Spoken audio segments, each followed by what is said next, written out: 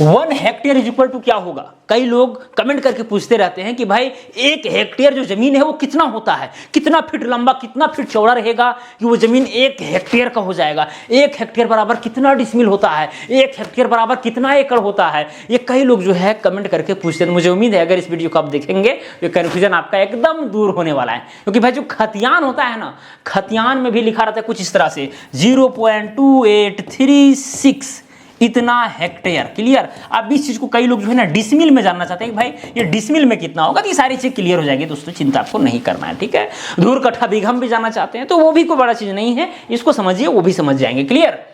तो मैं आपको बता दूं दोस्तों मोटा मोटी कि भाई 1 हेक्टेयर जो जमीन है, अगर वो प्लॉट एक वर्गाकार है, यानी वर्गाकार कहने का मतलब चारों भुजा बराबर है और चारों एंगल 90 डिग्री के, ठीक है, कुछ इस तरह से है, और भुजा का लंबाई जो है 100 मीटर है। अगर ये 100 मीटर है तो भाई चौड़ाई भी 100 मीटर, क्योंकि वर्गाकार है। क्लियर? तो ये जो लैंड है दोस्तों ये कहलाएगा 1 हेक्टेयर। क्या कहलाएगा?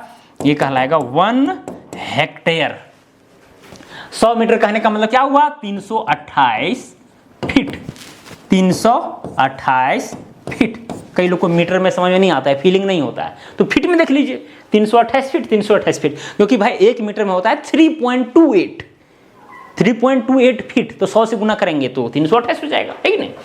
तो इतना जमीन कहलाता है 1 हेक्टेयर। अब ऐसा नहीं कि वर्गाकार रहेगा तभी 1 हेक्टेयर होगा। अरे भाई ये जमीन जो है अगर आयताकार रहेगा और इतना एरिया अगर एक्यूपाई करेगा तो ये भी 1 हेक्टेयर हो सकता है, ऐसा कोई बात नहीं है। अगर टेढ़ा मेढ़ा प्लॉट है, अगर इतना एक्यूपाई करेगा तो ये भी 1 हेक्टेयर हो सकता है। क्लियर? तो इस बात को समझना है।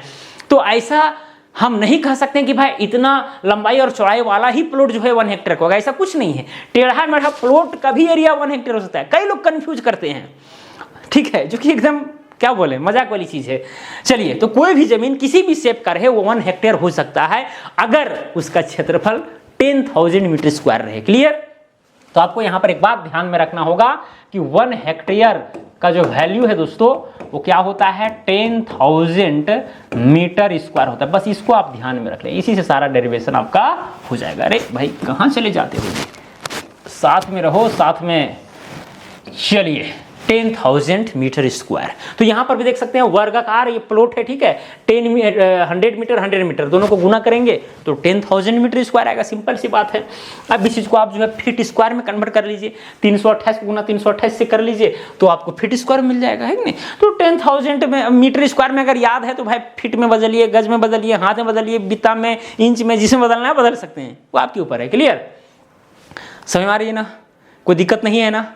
चलिए, अब दोस्तों साथ में दोस्तों जैसे कई लोग कहते हैं कि भाई कुछ हेक्टेयर जमीन लिखा हुआ है, ठीक है, पेपर पर दस्तावेज में, केवाला हो या खतियान है जिसमें, ठीक है, उसको मुझे डिसमिल में जानना है। तो भाई 1 डिसमिल का वैल्यू आपको पता होना चाहिए। 1 डिसमिल इज इक्वल टू होता है, अगर मीटर स्क्वायर में देखा जाए तो 40.47 मीटर का स्क्वायर होता है।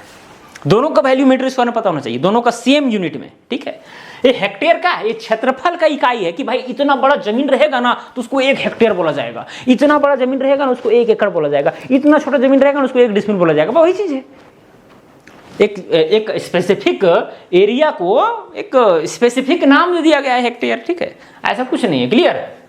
चलिए, तो यहां पर 1 डिसमिल का वैल्यू दोस्तों होता है 40.47।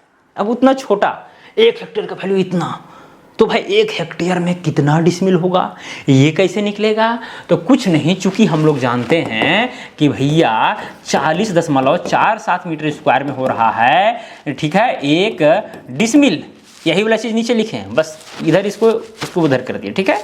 तो क्या हो जाएगा, इसीलिए 1 मीटर स्क्वायर बराबर में हो जाएगा 1/40.47, 40.47 इतना डिसमिल। लेकिन हमको 1 मीटर स्क्वायर का वैल्यू नहीं चाहिए डिसमिल में, हमको चाहिए 10,000 मीटर स्क्वायर का। तो यहाँ पर क्या हो जाएगा, 10,000 मीटर स्क्वायर बराबर, दोनों तरफ हम गुना कर देंगे 10,000 से, तो ऊपर में क्या हो जाएगा 10,000 डिवाइडेड बाय 40.47 इतना डिसमिल। अब 10,000 को डिवाइड करते हैं 40.47 से, तो कितना हो जाएगा 10,000 डिवाइडेड बाय 40.47, तो 247.096 यानी 1 आ रहा है, इतना डिसमिल है। ठीक है।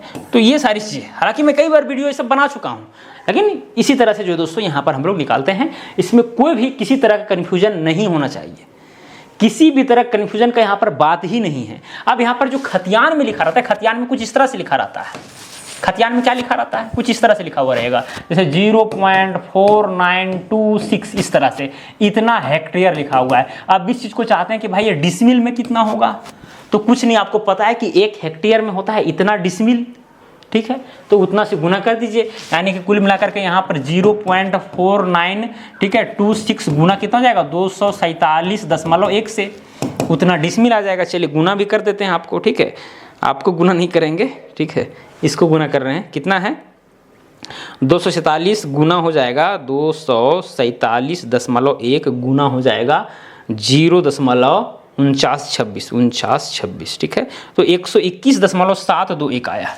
121.721 इतना डिसमिल, ठीक है, सिंपल सी बनना है। तो देखिए ये जो हेक्टेयर में लिखा हुआ था वो डिसमिल में कन्वर्ट हो गया, कैसे, 247.1 से गुना किए वैसे, ठीक है। या फिर इस तरह से भी कर सकते हैं, जैसे कि यहाँ पर इतना हेक्टेयर है, 0.4926 है, क्लियर। इस चीज को आप मीटर स्क्वायर में कन्वर्ट कर लीजिए, जैसे ही मीटर स्क्वायर में कन्वर्ट करेंगे यानी 10,000 से गुना करना पड़ेगा, क्योंकि 1 हेक्टेयर में होता है 10,000 स्क्वायर मीटर, तो इसको 10,000 से जैसे ही गुना करेंगे तो ये दशमलव जो है 4 अंक इधर आ जाएगा, क्योंकि 10,000 में 4 शून्य होते हैं। तो यहाँ कुल मिलाकर के 4926 मीटर के स्क्वायर होंगे।